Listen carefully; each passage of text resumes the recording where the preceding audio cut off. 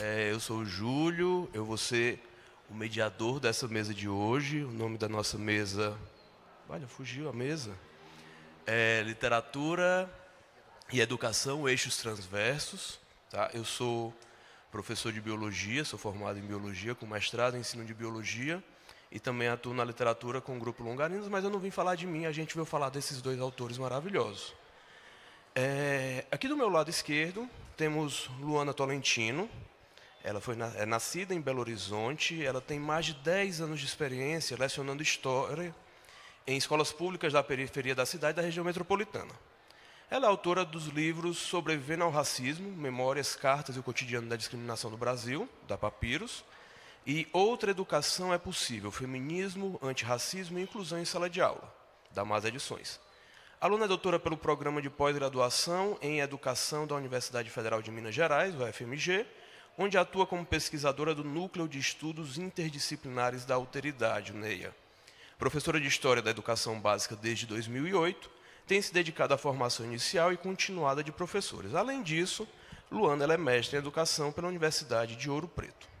Tá? Do meu lado direito, temos aqui Tino Freitas, nascido em Fortaleza, meu conterrâneo. É autor de mais de 40 livros voltados para o público infantil. Vários deles receberam importantes reconhecimentos, como o Prêmio Jabuti, o selo altamente recomendável para crianças, da Fundação Nacional do Livro Infantil e Juvenil Afilinige. Suas obras se caracterizam pelo humor, a crítica social e o experimento com o objetivo livro, enquanto importante elemento condutor de narrativas. Além de escritor e contador de histórias, ele é também jornalista e atuou como mediador de leitura no projeto Roedores de Livros por mais de 15 anos. Tá? É jornalista, sim. Tu não vai me desfazer agora que eu estou apresentando, eu tenho que criar uma credibilidade aqui. É jornalista. Então, para a gente iniciar, eu queria abrir com uma pergunta para os dois, né, aproveitando o nome da nossa mesa. Então, assim, primeiro dizer que a gente tem um prazer imenso de receber vocês aqui no Fliparacatu, né, agradecer os patrocinadores, a Prefeitura, a Kim Ross, etc. E eu queria perguntar para vocês dois quais seriam esses tais eixos transversos que ligam a educação e a literatura. Você quer começar, Luana, Tino? Deixar a Luana começar? Então, bom dia para todo mundo. Sou Luana Tolentino e confesso que eu já estou emocionada de ver esses estudantes todos aqui. E quero parabenizar as professoras, os professores que trouxeram para cá, porque eu entendo que como que a escola tem que trabalhar no sentido de propiciar aos estudantes esse acesso aos livros, à leitura, à literatura. Então, eu fico muito feliz em tê-los aqui e ter as demais pessoas que estão aqui. E também, estando aqui hoje nesse espaço, eu estou aqui lembrando da minha avó, que quando eu falava, minha avó muito católica, e eu falava, vó, para que tem que ir na igreja? E aí ela falava, para você pedir perdão pelos seus pecados. Né? Então, uma criança já cheia de pecado, coitada de mim. E hoje eu vejo aqui que agora esse uma espaço... adulta cheia de pecado, é um negócio terrível. Somos todos. E aí, olhando aqui, né, nesse espaço sagrado, mas que também pode ser um espaço para falar de livro, para falar de literatura, para celebrar esse festival. Então, estou muito feliz de estar aqui. E aí, em relação a essa pergunta, né, o eixo transversal, em que lugar entra a literatura, eu respondo com um lamento, né, de pensar que a literatura, a leitura fica sempre somente a cargo do professor de português, do professor de literatura, né, quando os livros deveriam estar presentes em todas as disciplinas. Né? O que é da nossa vida sem a leitura? Né? Como que é fundamental o acesso aos livros, conhecer essas histórias todas na nossa vida? Como que a literatura transforma a vida de todos nós? E se eu estou aqui hoje, se ao fazer essa apresentação a meu respeito, né, mestre, doutora, não sei o quê, foram os livros que me trouxeram até aqui. Foi a escola que me trouxe até aqui.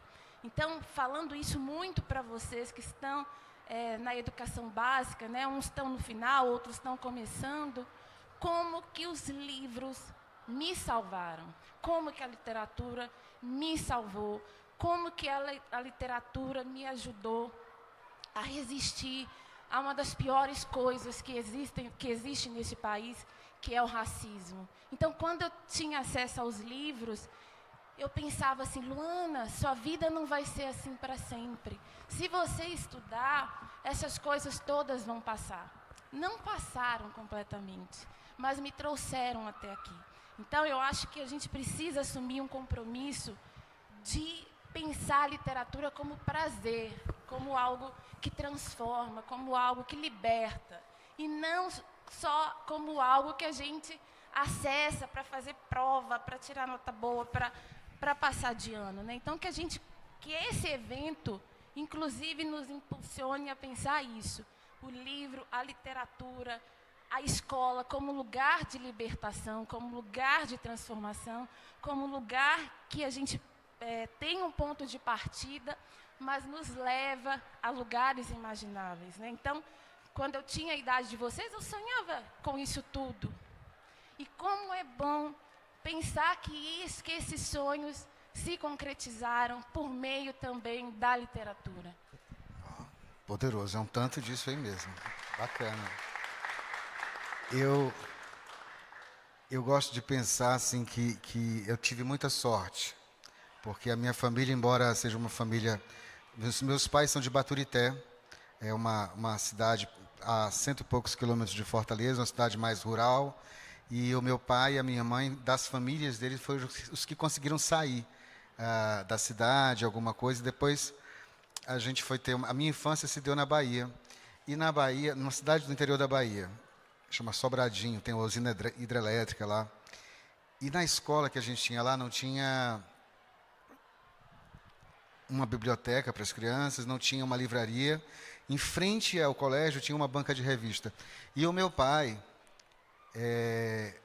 teve um insight, um dia me levou lá na banca e me apresentou ao seu Zé Campos, que era o dono da banca, e disse, Zé Campos, esse aqui é o Tino aqui é o Zé Campos, porque nós somos parecidos, né? Ele não dizia que era o Tino, porque o meu nome, assim, na certidão, no hotel, é Florentino, né?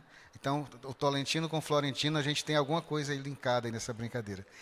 E aí ele dizia, olha só, vamos, a partir de hoje, você deixa o Tino levar o que quiser da banca, que quando sair o pagamento do mês a gente acerta. E aí, não sei se vocês têm essa noção, mas no nosso tempo, a banca de revista era como se fosse a internet hoje. O mundo estava na banca de revista. Então, meu pai, da forma amorosa e da forma que ele podia, me deu o mundo possível naquele momento. E eu, dos 6 anos até aos 12, tive uma banca de revista fiada. Aos 12, ele cancelou porque eu comecei a levar umas revistas que eu não podia. E aí ele achou que era educação, transversa, essas coisas todas, né? Mas depois, aí eu me formei jornalista e tal, eu trabalhei com música durante muitos anos, e me formando, a literatura foi transversal para mim no sentido de tirar um pouquinho da timidez. Vocês olham para mim agora e vocês dizem assim, tá com caô de timidez. Mas eu era absurdamente tímido, e o Vinícius me ajudou muito, assim, a sair da parede nas festinhas, assim. Então, era a literatura como usufruto mesmo pessoal, né? Assim, uma coisa que a gente brincava com isso. Mas depois, eu arrumei uma namorada e ela gostava de literatura infantil. Era o trabalho dela. Então, ela me levava para a casa dela. Eu nem estava nem aí para a literatura infantil, que é o meu trabalho hoje. Mas ela me levava para a casa dela.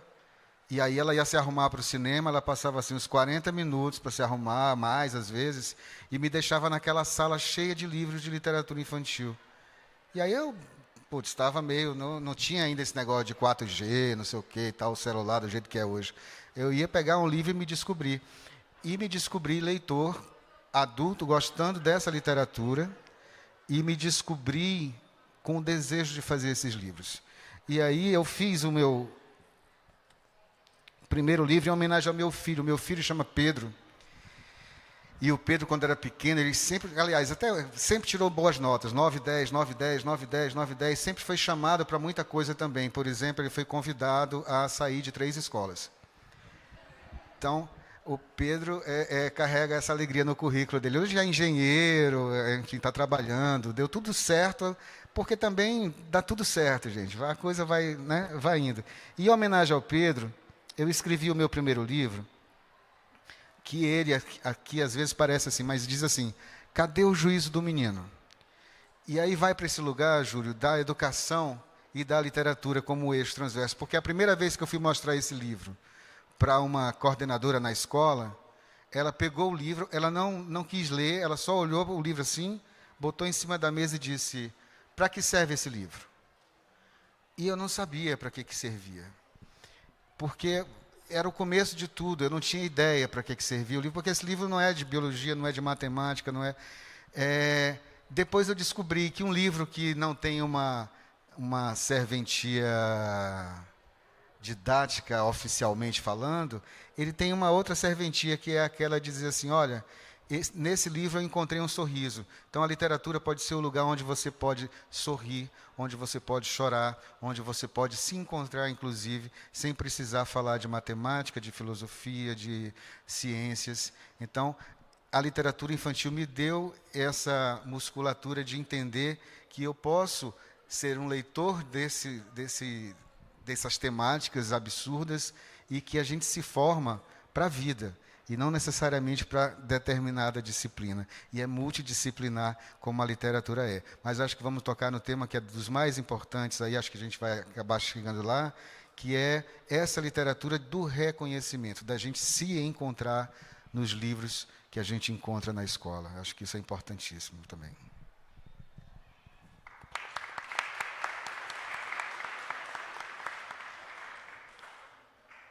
Tino, esse projeto falou roedores, né? Esse inicial que você estava falando. E aí você escreveu Cadê o Juízo dos Meninos?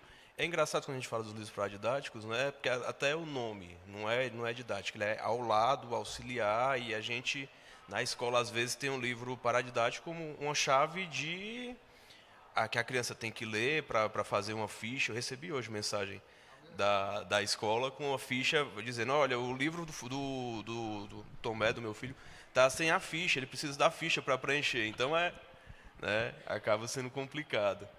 O teu tem ficha? Eu tenho algumas editoras, e tem algumas editoras. Eu agora acabei de receber da mão do editor e disse assim, olha, desculpa, tem uma ficha aí, mas faz parte do processo de algumas editoras escolares. Porque a gente não tem uma formação muito boa no sentido do professor lidar com literatura em sala de aula, seja de português, seja... eu acho que dá para você usar literatura em tudo, né? Como a Luana falou, e sim, meus livros têm ficha, eu normalmente tiro quando recebo, nem leio, porque tem uma coisa... Desculpa, é um exemplo só, tem uma escritora chamada Rosa Amanda Strauss, e uma escritora carioca, e ela teve um trecho de um livro dela numa prova. Estou com a turma aqui da frente que está, eu disse para ela que vou dar o número da Mega Sena no final da palestra, eles estão aqui desde 7 horas da manhã esperando aqui. E aí ela disse numa mesa, ela disse assim, botaram lá o que que esse trecho do livro queria dizer e tal, aí a letra A, B, C e D, e ela disse, eu não quis dizer nada daquilo e tal, não sei o que, tal. E aí do lado dela estava a Nelly Novaes Coelho. E a Nelly Novaes Coelho foi uma pessoa importante que estudou literatura. A Rosa escrevia os livros, né? E a Nelly era quem estudava a literatura. E a Nelly disse assim, Rosa, e a Nelly era bem baixinha, assim, bem mais velha, ela levantou e disse, Rosa, tu és o passarinho, Rosa. Tu nasceu para voar e para cantar. Então canta e voa. Eu sou a ornitóloga. Então, assim, você não precisa saber o que é que você quis dizer, nem o que quis falar. Mas o que chega para os outros, assim, tem uma turma que estuda isso daí, deixa aí essa turma toda nessa brincadeira. E eu achei bonito esse exemplo para dizer que às vezes é preciso, a gente tem que colocar. Agora, nessa hora de educar, de botar na ficha, precisamos ter vários livros sobre várias temáticas para poder nos encontrarmos nessa literatura e nos tornarmos leitores. Eu acho que esse é o ponto fundamental. Luana, agora passando para ti, Você escreveu? Não é esse, né? É o outro. Uma outra educação é possível. Educação, feminismo, antirracismo e inclusão em sala de aula. A literatura ela pode ser essa aliada para montar uma outra educação? O que é que você acha? Eu acho que a literatura ela tem um papel de fazer com que nós nos reconheçamos naqueles escritos, né, seja como indivíduo, seja como povo. E eu acho que um dos maiores problemas da educação é justamente não criar caminhos para que todos que estejam ali se reconheçam. Então, eu penso que a gente tem avançado muito nos últimos anos, mas quando se pensa em literatura, eu acho que ainda é trabalhado muita coisa, principalmente no ensino infantil, uma literatura que dá as costas, né, para a nossa condição de gente, para nossa formação enquanto povo. Então, Luana, eu fui formada lendo só... como é que é? A Bela Adormecida, Rapunzel, me ajuda aí, gente. Branca de Neve, Misericórdia. Então, eu olhava para aqueles livros e eu tenho certeza, olha, vamos olhar para essas pessoas que estão aqui. São livros que não refletem a maioria de nós que estamos aqui. Então, eu acho que quando eu falo outra educação é possível, e pensando na literatura, eu estou justamente pensando em um trabalho que todo mundo possa se ver. O negro, o branco, o indígena, o rico, o pobre, todo mundo tem que se ver, né? A escola precisa ser esse espaço. E aí eu tenho uma história que eu considero tão emocionante. Eu fiz um trabalho com as minhas turmas do 6º ano na época e queria que os meus alunos conhecessem autores negros e negras.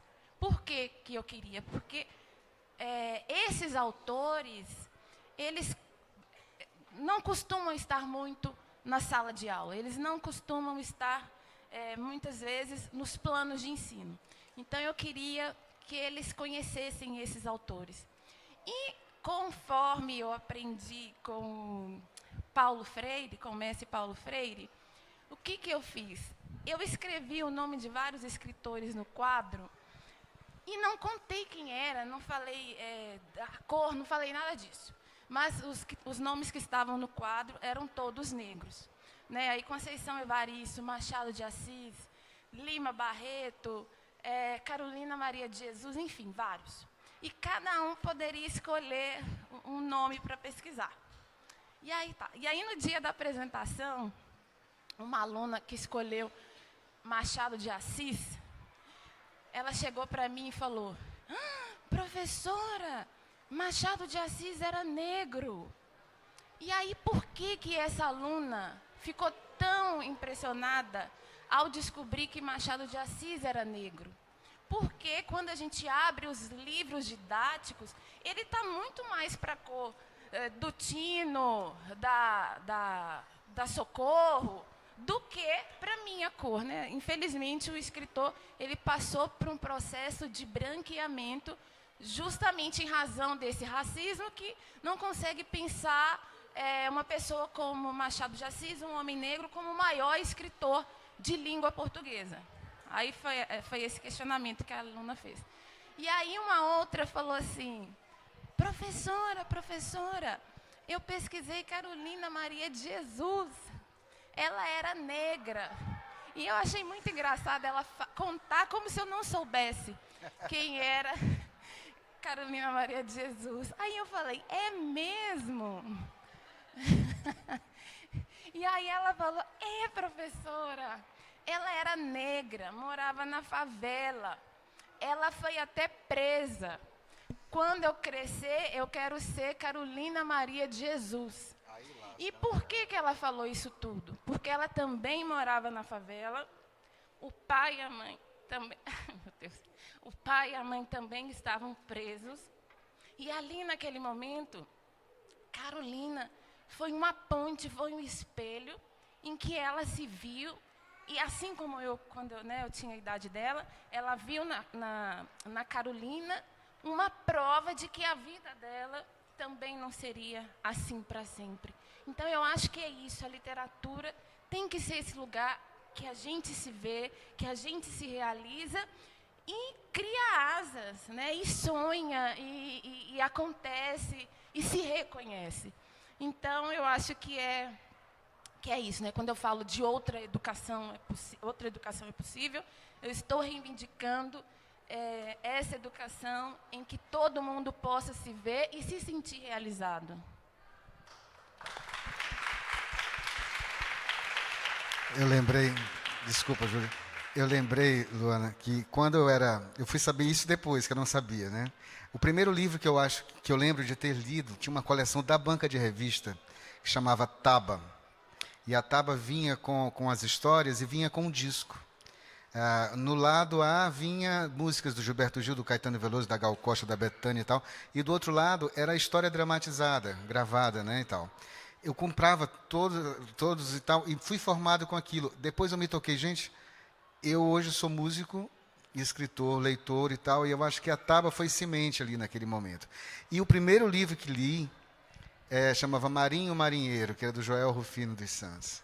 E quando eu encontrei o Joel, que eu nunca tinha conhecido, e foi numa feira da Finilige, acho que Socorro, quando a gente se conheceu, talvez 2007, por aí, eu dei um abraço nele, o meu menino chorou ali naqueles braços do Joel. O Joel é um escritor dos mais importantes para a gente, e um escritor negro, importante que se diga isso, e com uma obra maravilhosa. E esse livro, Marinho Marinheiro, era um livro sobre liberdade que foi publicado na época da ditadura, de um menino que estava ali no barco, e no barco todo mundo tinha que usar o chapéu de marinheiro, mas ele não queria, ele queria usar uma gaivota na cabeça.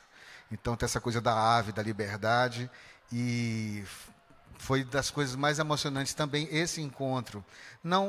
Eu venho do lugar privilegiado e acho que eu posso usar, depois já de muito tempo, esse privilégio de ser branco e etc., para fazer com que nós possamos também nos abraçar nesse lugar das igualdades, né? De promover o olhar para o outro, seja esse outro qualquer outro. E hoje a minha batalha como escritor é fazer com que, nas minhas histórias, eu tenha também presente, não só, eu acho que a literatura afro tem feito isso, que é colocar o personagem, o desenho da criança negra e tal, no cotidiano, mas a indígena ainda não faz, por exemplo.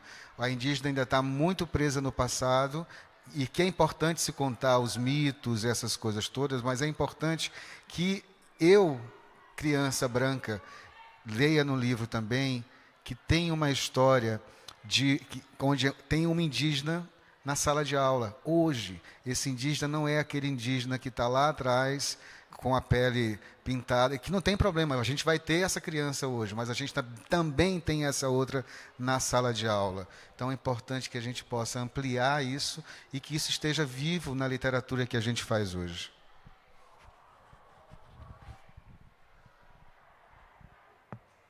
Tino, a Luana estava falando de reconhecimento, de se reconhecer no livro, e para ti eu queria fazer uma outra pergunta por conta do Leila. Né? A gente tem,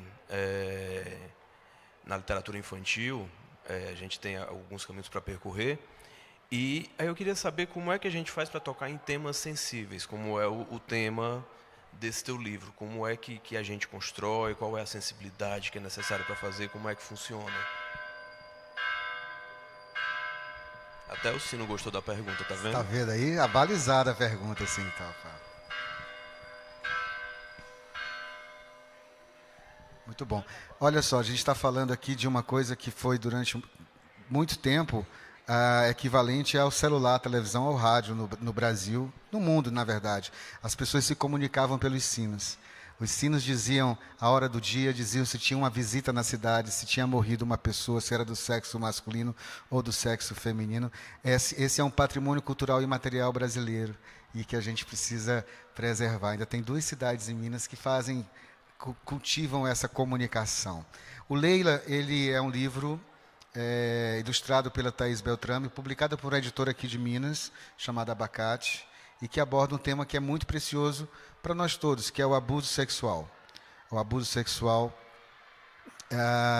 a partir de um livro que pode ser lido por qualquer pessoa, mas que vai para esse lugar da infância. E para fazer essa história, eu imaginei uma baleia com longos cabelos e usando biquínis. O nome dessa baleia chama-se Leila, porque eu queria fazer indiretamente uma homenagem a Leila Diniz. Ela usa biquíni porque indiretamente eu queria fazer uma homenagem a Joana Maranhão. Não está no livro, não está dito em lugar nenhum, não está feito em nada. Estou aqui só contando para vocês, porque são pessoas que são mulheres que são importantes, foram e são importantes, cada uma no seu lugar, com as questões que o livro aborda. Então, a metáfora, quando você vai falar para a criança, é um lugar importante. Então, colocar essa criança no lugar, esse leitor no lugar da baleia é muito mais leve ou menos pesado do que se eu tivesse colocado uma criança de verdade aqui. Então, usar da metáfora... Primeiro, eu acho que qualquer tema que você vai fazer, você tem que estudar. Esse livro, ele me demandou 5 anos de muito estudo, de muita dor, porque tive que ouvir muita coisa que eu... A gente que está num lugar assim, às vezes a gente acha que está blindado de tudo, mas a violência ela está em todo lugar. E é importante que a gente fale disso. E esse é um livro sobre dar voz. Então, a dificuldade que eu tive foi de saber como é que eu ia dizer isso, e eu precisei, porque a minha literatura ela precisa da ilustração. Eu sou péssimo no desenho, mas eu sou cercado de grandes amigos que fazem esse trabalho. Então, o trabalho nesse livro, que é da Thaís, ela faz um trabalho muito realista. Ela desenha as coisas quase como elas são de verdade. Então, por exemplo, a gente foi definir que o abusador era um polvo, a minha personagem era um polvo, e ela, como faz muito real, ela quis fazer o polvo com 8 tentáculos. E eu pedi para ela para que ela não fizesse, que ela fizesse o polvo com 5 tentáculos, porque, na verdade, eu queria que ele fosse uma mão. Então, ele é uma mão desenhada que está o tempo todo ali perseguindo essa baleia, que não diz nada porque ela não se sente à vontade, ela se sente sem voz. E ele chama ela o tempo todo de pequena. Minha pequena, eu vou até ali com você. Minha pequena, eu vou ajustar aqui a alça do seu biquíni. Minha pequena, eu cortei seus cabelos porque eu gosto assim e tal. Até a hora que ela desiste de nadar, e aí o livro é todo assim. Na linha do texto a gente muda para que o leitor possa ler e dar profundidade para a leitura. E a baleia é um mamífero, ela respira como nós no ar, ela precisa subir, mas ela decide, vai lá para o fundo, encontra com esses 3 aqui que são aqueles peixes luminosos que trazem ela de volta para a superfície. É uma metáfora também para a amizade, para essas coisas. E aí ela volta e, cercada desses amigos, ela se sente com voz. E é quando ela encontra com o Barão, a primeira coisa que ela diz é: o meu nome não é pequena, mas ela tem mais a dizer. E aí ela vai soltar a voz e vai dizer tudo que ela queria dizer para ele, com dificuldade, mas diz. E quando isso é revelado, ele na história é preso. Ele está preso. Quando ela encontra ele está do lado de toda a poluição que tem no mar. Pneu, PET, tudo é onde ele se encontra. Ele faz parte do lixo do homem como ser humano, né? Não como gênero. E aí ela diz: sou uma baleia livre. E o tempo todo vocês vão ver que a capa do livro é uma ostra. Por que a capa do livro não é uma baleia? Essa ostra acompanha o livro o tempo todo. Quando ela diz que eu sou uma baleia livre, ela se abre e tem uma pérola negra dentro. Vocês sabem que como é que a pérola é feita. A pérola se faz do incômodo da ostra. Ela tem a madrepérola que cobre aquele incômodo. Ele não desaparece, ele não vai te ferir como feriu antes, mas ele está ali, naquele lugar. E quando o tempo passa, que a gente encontra com a Leila de novo, no final do livro, ela está usando a pérola no colar. Então, é uma forma metafórica de dizer que você vai levar aquilo com você, mas você agora passou. Você tem uma nova forma de respirar. Então, eu acho que eu escrevo também para criança. Eu gosto de dizer sempre isso. Então, eu consigo alcançar esse público. Os pequenininhos de 4, 5 anos, quando lê o Leila, diz assim, ele está fazendo uma coisa que ela não queria. Aí o outro vai dizer assim, adorei quando ele se lascou. Aí, entendeu? Então, é o jeito que a criança tem de lidar com isso. Ela não está falando que é abuso, que não é. Mas se um leitor maior vai ler, tem essa, né, tem essa compreensão. Então, são formas diferentes, de camadas diferentes de alcançar os leitores.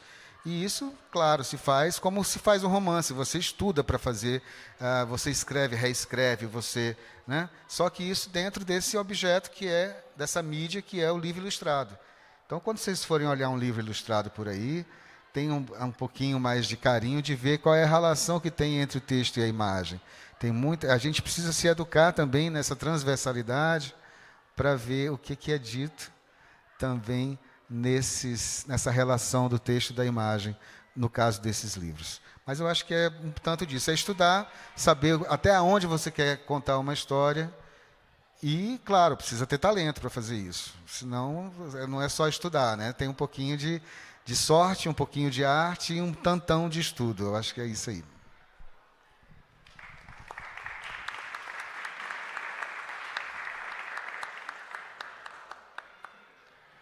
Agora, pessoal, eu queria perguntar para os dois, novamente, o que é que vocês esperam, ou melhor, o que é que vocês desejam para o futuro da nossa educação? Que pergunta difícil.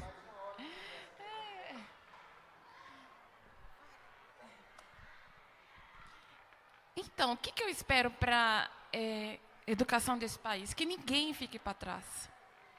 Né? Que as pessoas como eu não fiquem para trás. São pessoas como eu que estão ficando para trás. Né? Quando a gente olha as estatísticas educacionais desse país, assim, são terríveis, são inaceitáveis, são dados que deveriam causar vergonha em todos nós. Então, nós temos pesquisas, né? Tinha um tanto de criança aqui agora, o Tino escreve para criança, que revelam que, nas creches, as crianças negras são as que mais levam tempo para receber o alimento. As crianças negras são as que mais levam tempo para serem trocadas. As crianças negras são as que têm mais dificuldade de conseguir vaga nas creches. E aí, quando a gente sobe para o Fundamental 1, para o Fundamental 2, para o médio, as estatísticas mostram que são os meninos e as meninas negras que apresentam os maiores índices de evasão escolar, são as que deixam a escola mais cedo, e de reprovação escolar. E quando a gente chega no ensino médio, são os jovens negros que têm maior dificuldade de concluir os estudos. Né? Então, 2020 saiu uma pesquisa dizendo que, em 2019, 10 milhões de jovens não concluíram o ensino médio. E desse total, 70% eram negros. Então, o que nós temos nesse país? Nós temos um sistema educacional que fecha as portas para esse grupo. Né? Nós temos um sistema educacional que diz, olha, vocês negros e negras não são bem-vindos nesse espaço. Porque se fossem bem-vindos, a gente não teria esses números. Então, o que eu quero, o que eu luto, o que eu reivindico, o que eu escrevo, é justamente isso, um país que assuma um compromisso de não deixar ninguém para trás, sobretudo a população negra. E aí, vou até tomar a liberdade de falar desse livro, um pouquinho desse livro, que no Sobrevivendo ao Racismo, eu conto muito disso, né? Como que tem sido esse deixar para trás, como que tem sido esse processo de exclusão e como que esse deixar para trás, essa violência racista, né, que os meninos, as meninas, os jovens negros são submetidos no espaço escolar, deixam marcas extremamente profundas. Posso ler um texto? Posso? Então, no livro eu conto, né, eu conto muito assim a minha experiência enquanto criança negra no espaço escolar. E por que eu optei por fazer isso? Porque eu acho que aqui no Brasil a gente tem um problema grave que dificulta, inclusive, a superação do racismo, é que as pessoas não têm um entendimento do que significa ser negro nesse país.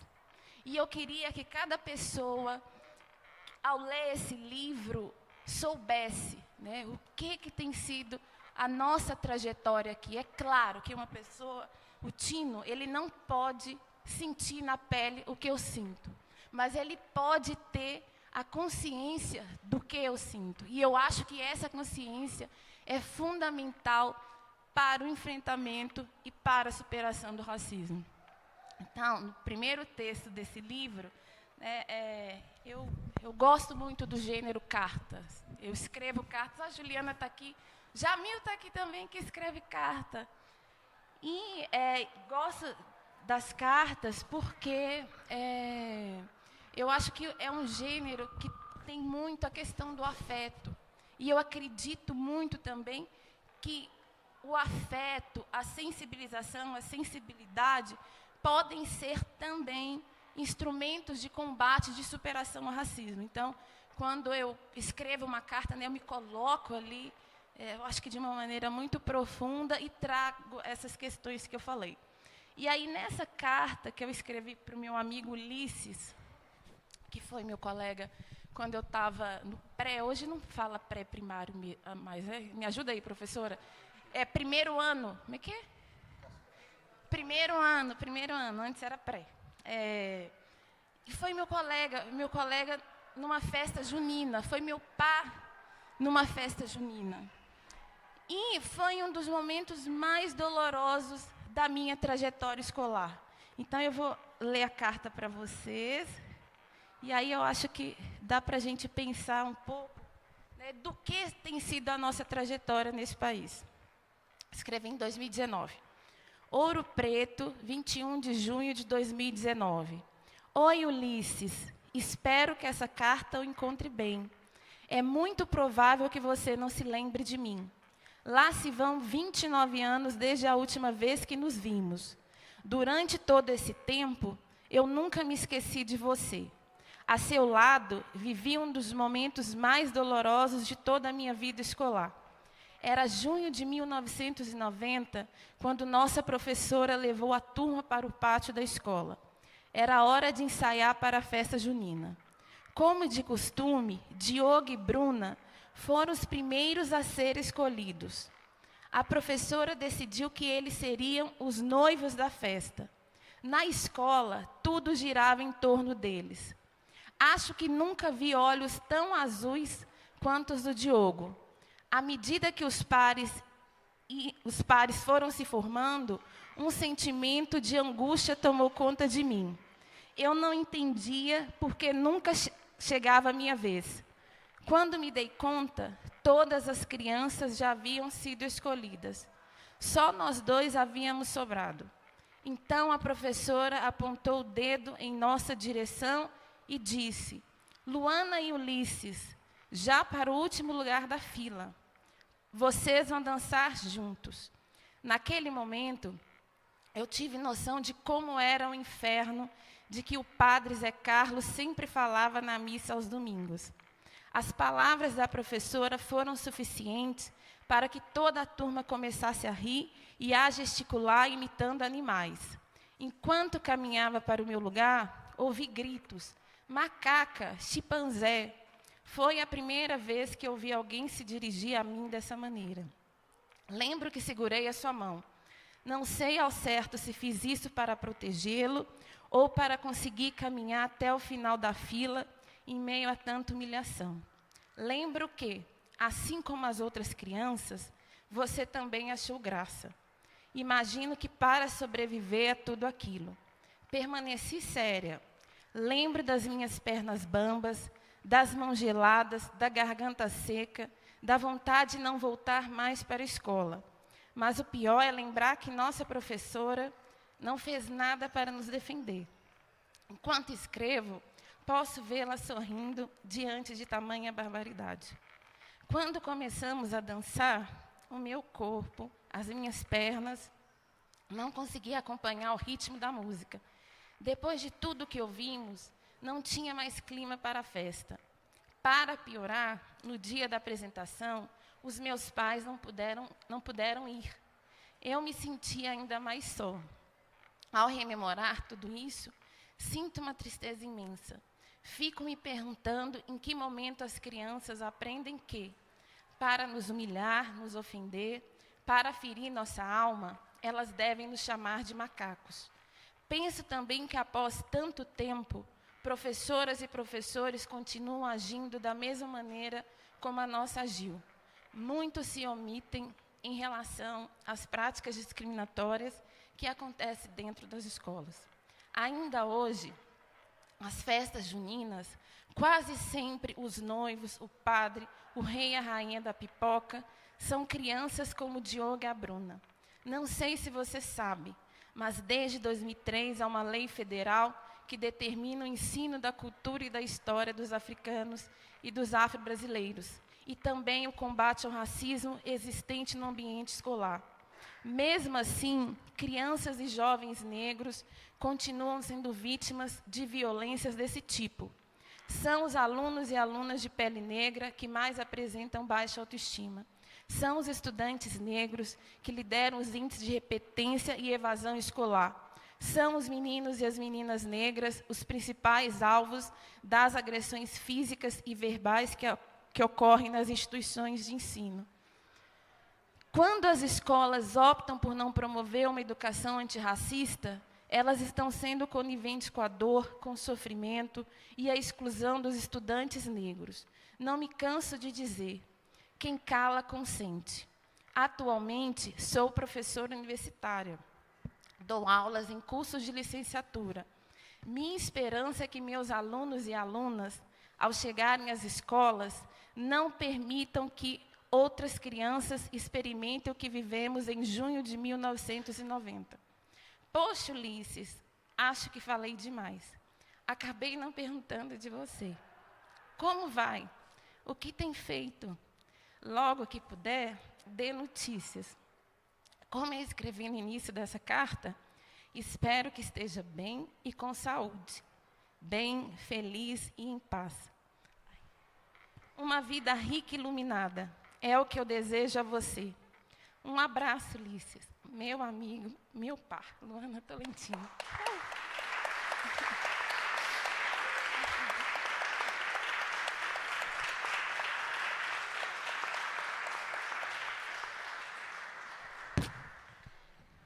Ai, Luana, a gente já conhece um pouquinho que a gente se encontra essa carta e toda a vida é essa força. E a gente precisa repetir essa carta muitas vezes. Eu acho que uma das coisas que se pode fazer é estarmos aqui em eventos como o Free Paracatu, que reúne autores também como a Luana, que se preocupam em, na sua literatura, na sua palavra, na força do seu pensamento, querer ser transformadora, mudar essa postura, para que a gente tenha cada vez mais essa representatividade. Nós vivemos recentemente aí, não sei se é de todos nós, mas de alguns de vocês, e eu quero aproveitar esse espaço aqui para dizer isso, nós passamos por 4 anos de um absurdo desastre, também na educação. E era uma forma, da minha forma distante desse lugar seu, Luana, que acho que eu não consigo ocupar, mas consigo querer que seja melhor, que eu queria responder rapidinho com um trechinho do que é preciso para ser rei. O que é preciso para ser rei é um livro que escrevi junto com Léo Cunha e que foi ilustrado pelo Fê, e que é uma forma da gente também chegar através das crianças para falar o que faz quem manda, né? Ou o que deveria fazer. Quem sou eu, quem somos nós para dizer o que o outro deve fazer. Mas a gente vai dizendo um bocado de coisa e no meio desse bocado de coisa vai que cabe, né? Então ele diz assim, o que é preciso para ser rei é muito mais que uma herança, tem mais a ver com confiança, melhor que ter é ter para dar. O que é preciso para ser rei é muito mais que uma coroa, no faz de conta a mente voa, um rei também tem que sonhar. O que é preciso para ser rei é mais do que ser muito belo, é mais do que ter um castelo, é ser e ter o essencial. O que é preciso para ser rei é ter orelhas de elefante para escutar o semelhante e entender o desigual. É melhor ouvir que falar. Por favor, não vá semear mentiras no canteiro. E nas férias, se viajar, não vá convidar as raposas para o seu galinheiro. O que é preciso para ser rei é aprender a levar bronca, que não existe ideia pronta, vem outra e toma o seu lugar. O que é preciso para ser rei é entender que uma piada, se dita numa hora errada, tem força para fazer chorar. O que é preciso para ser rei? Saber que a bola, mesmo sua, foi feita para jogar na rua. Perder faz parte de ganhar. O que é preciso para ser rei? Essa é direta. Mesmo com tanta experiência, é aprender que a ciência também ajuda a governar. É melhor pedir que mandar. Por favor, não vá colocar no bolso o mundo inteiro. Seja como for o seu lar, rei tem que brincar. Guerras só se for de travesseiro. O que é preciso para ser rei é muito mais que um império. Ser um bom rei é um mistério, é uma história a inventar. O que é preciso para ser rei? Um velho mestre já dizia: dar uma festa todo dia e junto a todos celebrar. Muito obrigado.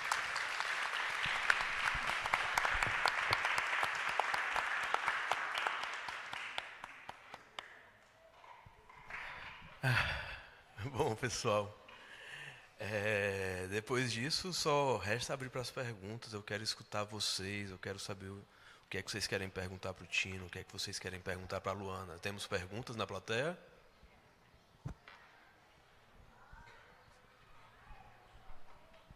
Pessoal, vocês podem levar o microfone?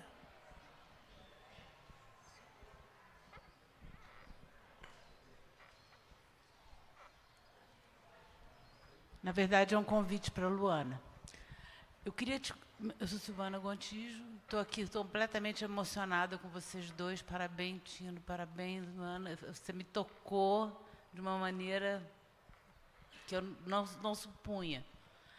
Eu queria te convidar para fazer parte do grupo do racismo ambiental que a gente está trabalhando nesse Rio é Meu, e para incluir o seu trabalho junto com o trabalho que está sendo divulgado nas 1.500 escolas que a gente trabalha. Pode ser? Bacana, que honra, que chique. Obrigada. Obrigada.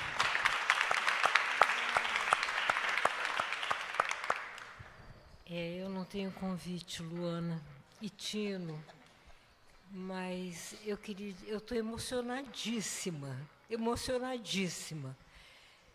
E eu queria dizer uma coisa que me toca profundamente na fala de vocês e nesse brevíssimo convívio que eu tive com a Luana.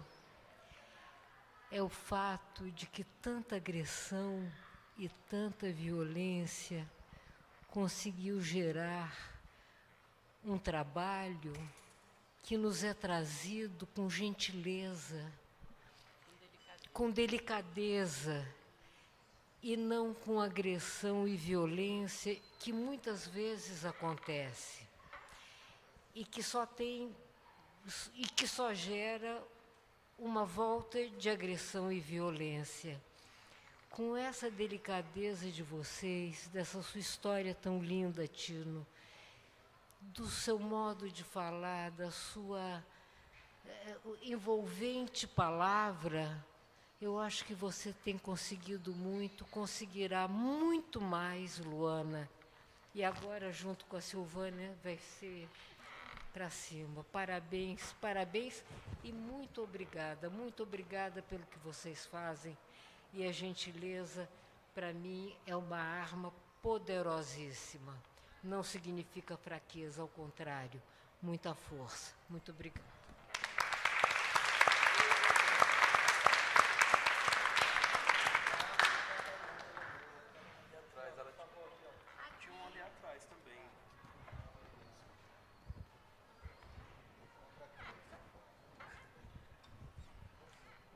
Bom dia. Meu nome é Diego, eu sou aluno do Colégio Império. E eu queria perguntar para vocês dois, que dicas que vocês dão para aquela população que quer ler, mas, por exemplo, não quer ler por causa de preguiça. Por exemplo, vê aquele livro, mas aquele livro é muito grande, eu quero tentar me interessar pela história, mas eu não consigo porque ele é muito grande e eu não, não dá certo. Porque eu sei que tem muita pessoa que pensa assim, inclusive eu tenho alguns amigos, né, um pouco mais distantes, que eles pensam dessa maneira. E eu queria que vocês pudessem esclarecer, por favor.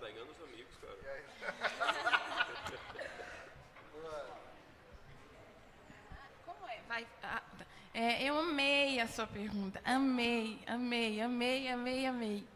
Eu acho que a sua geração, ela está vivendo um desafio que é se concentrar, né?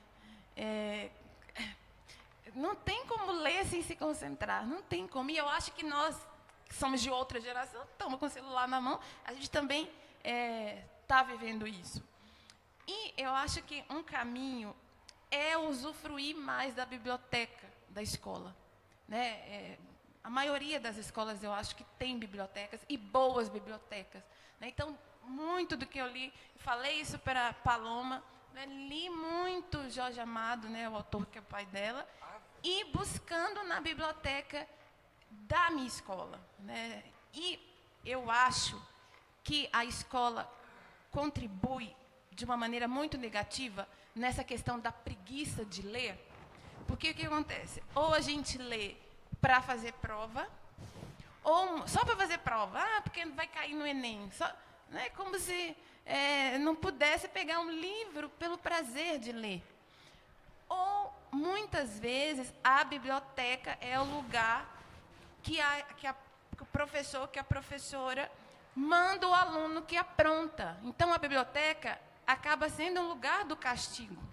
Então, como que a gente vai desenvolver esse prazer de ler, né? Como que a gente vai sair desse lugar da preguiça de ler? Então, um conselho, uma sugestão que eu dou a vocês é descobrir o que tem na biblioteca da escola, sem que a professora, sem que o professor tenha que pedir, tenha que mandar, tenha que sugerir, né? E ali naquelas estantes, fala, o que eu vou ler? O que é isso aqui?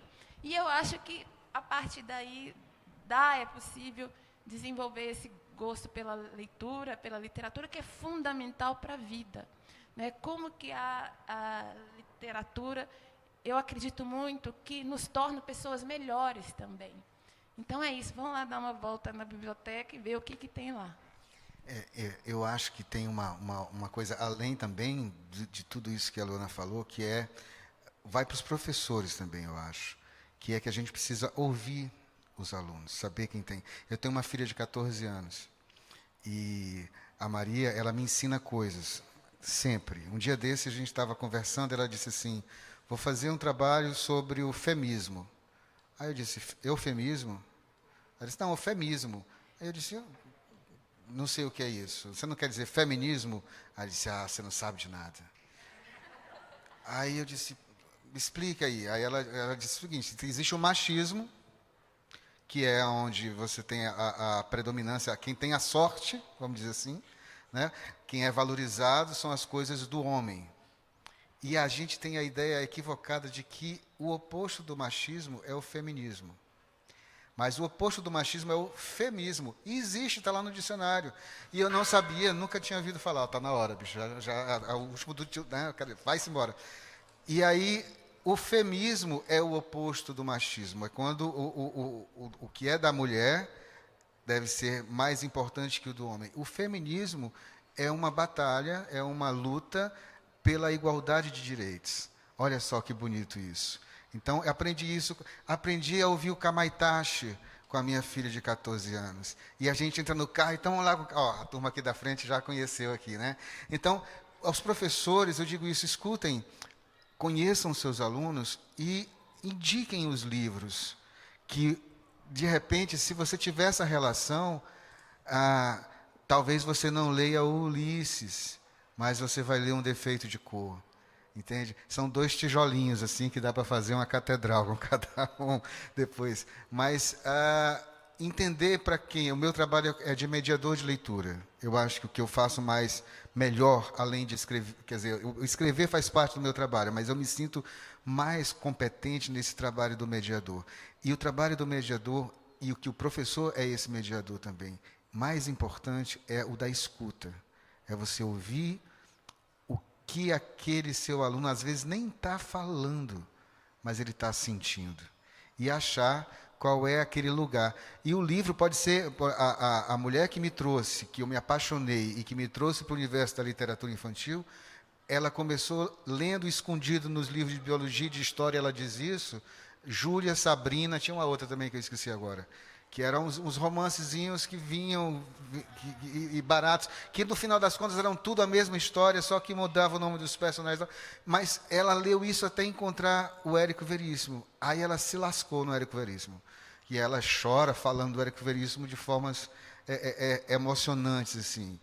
Então, eu acho que é esse outro lugar também. A biblioteca é importante, você descobrir e se descobrir em algum livro na biblioteca, mas acho que o professor que escuta também o seu aluno e que pode fazer um direcionamento. É claro, vocês estão aí lascados, porque tem que ler aqueles livros que estão no vestibular. Tal, pá, não sei o quê, pá. Mas isso passa. Depois a gente vai poder ler aqui os livros da Luana, os livros do Jamil, os livros que a gente vai vir para o evento e vai escolher assim, eu quero ler a Conceição hoje. E aí você vai lá, por quê? Porque você conseguiu sair. Essa preguiça é sua, irmão, mas é minha também. Entende? Mas a gente vai devagarzinho aí, com o ouvido atento. Tá bom?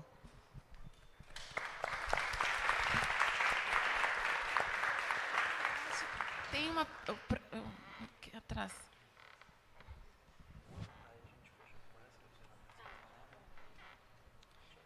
Bom dia, meu nome é Diógenes, eu sou professor do Estado de Minas. Eu queria saber a opinião, a visão de vocês sobre a questão do livro didático digital, né? Alguns estados já estão com essa ideia de trazer os livros para as escolas públicas de forma digital, tirando o impresso. E aí eu queria ouvir um pouquinho de vocês sobre isso. Olha, houve um rebuliço muito grande agora, porque isso foi uma ideia que se passou no estado de São Paulo, né? Mas é importante que se diga, e aproveitemos esse espaço para dizer, que isso está sendo feito em vários outros lugares. Na surdina, caladinho e tal. Então, é importante que isso aconteça. Hugo, para quem não sabe, os livros didáticos no Brasil são distribuídos de forma gratuita pelo governo federal para os estados, que são os responsáveis acho que ensino médio, é isso, querido? E tal. Então, esses livros didáticos vão de graça, e eles são pensados e escolhidos por profissionais que entendem desse assunto. Então, quando você tira eles do lugar para dar uma própria educação, uma educação daquele governo ali que está ali por 4 anos e tal, ou talvez um pouquinho mais, espero que não, a gente acaba... A única coisa que me vem na cabeça é uma pulga do tamanho de um elefante atrás da orelha. Porque o que é que se quer ensinar com isso? Alguém está ganhando por fora. Então, penso nisso. Acho que o digital é importante, a leitura digital faz parte do nosso universo, mas acho que é um trabalho conjunto. O Brasil inteiro, se o Brasil inteiro decidisse que fosse diferente, deveria ter um motivo. Quando se é um lugar só, me deixa um pouquinho com a luz acesa. O que eu posso... acho que já temos de tempo demais, mas a conversa é longa, acho que Luana tem a dizer também, e o tempo já está curtinho. Boa pergunta, obrigado. Vou ser bem breve. Eu penso que a questão central é que a educação pública nesse país está sob forte ameaça. Então, o que nós temos visto hoje é um processo de mercantilização, de entrega da educação pública à iniciativa privada. Então, eu acho um abuso, né, um sujeito que é administrador falar que leu o livro e o livro não está bom. Né? Quando o maior interessado em no processo é justamente ele, né? Porque se abre mão de não sei quantos milhões de recursos públicos em detrimento a uma produção de um material cujo os valores serão destinados justamente para uma empresa que ele tem ligação. E isso, como o Tino falou, tem acontecido no país inteiro. Então, eu gosto muito de uma fala do professor Muniz Sodré, que ele diz o seguinte: os economistas são os novos pedagogos, né? São pessoas que não têm qualquer ligação com a educação pública, que estão dizendo o que deve ou não ser feito. E nós, enquanto educadores, a gente tem que ficar muito atento a isso, porque isso impacta profundamente, inclusive, na nossa trajetória, na nossa carreira docente, né? A gente está vendo aí, passando uma boiada sobre os nossos direitos, passando uma boiada sobre os direitos dos nossos estudantes. Então, eu amo aquela música da Sandra de Sá, que ela fala: ninguém aqui é puro anjo ou demônio. Então, ninguém é inocente nessa história, e tem gente ganhando muito, muito dinheiro, inclusive com esse processo de precarização do ensino público.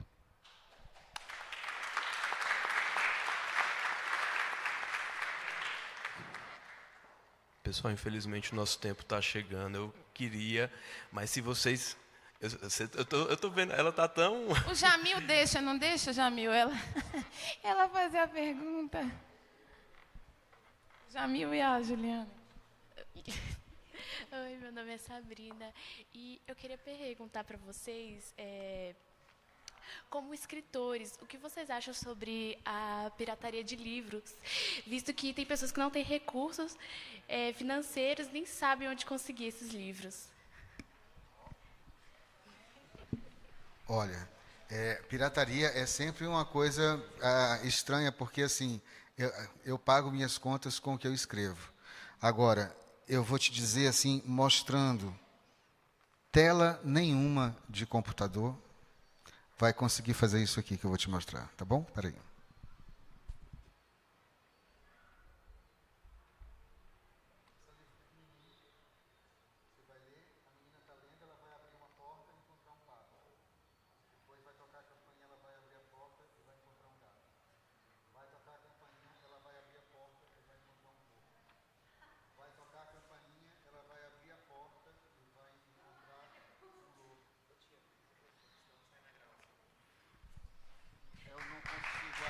E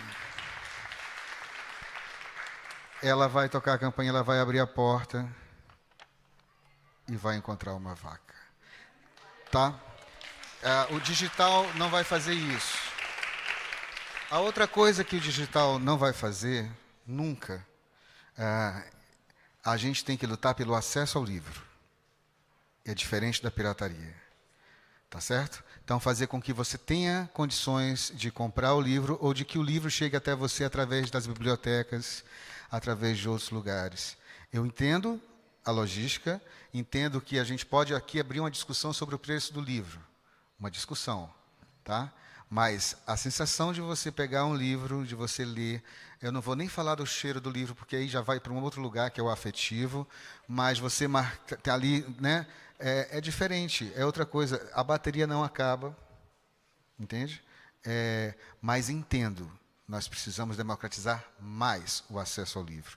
Então, procurar soluções para isso talvez seja mais importante, na minha visão. Tá bom? Eu vou falar um segundo, porque senão todo mundo vai brigar com a gente.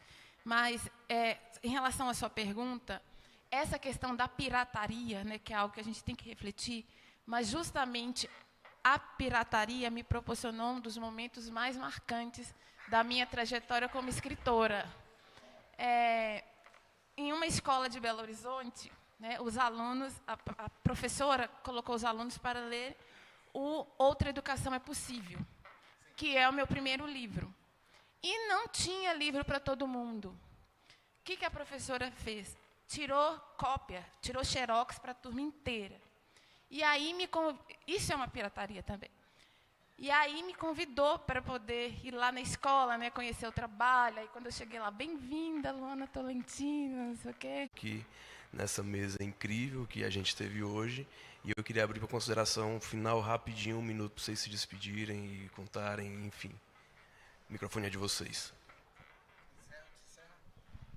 Gente, muito obrigada. E, moçada, venham ver Itamar Vieira Júnior e Conceição Evaristo hoje à noite. 2 dos maiores escritores desse país. É uma coisa que eu tenho certeza que vai ser para a vida toda. Obrigada, gente. Queria convidar quem não conhece ainda, me perseguir nas redes, a Luana também, @ Tino Freitas, é fácil, qualquer coisa. Esqueci o primeiro nome, eu disse Cretino, tira o Cré, fica só o Tino Freitas, e aí vocês me encontram lá também, tá bom?